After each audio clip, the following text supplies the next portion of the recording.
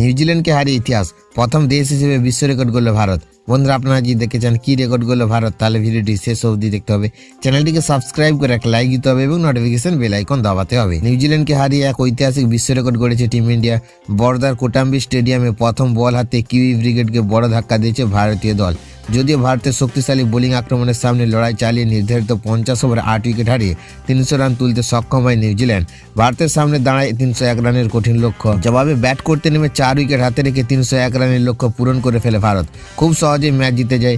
এই ম্যাচে 91 বলে খেলে 93 রানের অনবদ্য ইনিংস খেলেছেন বিরাট কোহলি। নিউজিল্যান্ডের 301 রানের লক্ষ্য তাড়া করার মধ্য দিয়ে ভারতীয় দল আজ পর্যন্ত ওয়ানডে ক্রিকেটে 20 বার 300 বা তার বেশি রানের লক্ষ্য তাড়া করে ফেলেছে। আর তাতেই তৈরি হয়েছে নতুন বিশ্ব রেকর্ড।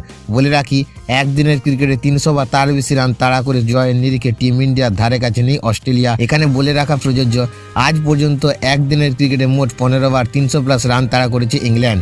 অন্যদিকে অস্ট্রেলিয়া এই কাজ করেছে মোট 14 বার, পাকিস্তান 12 বার এবং নিউজিল্যান্ড, শ্রীলঙ্কা মোট 11 বার একদিনের ক্রিকেটে 300 বা তারও বেশি রান তাড়া করেছে।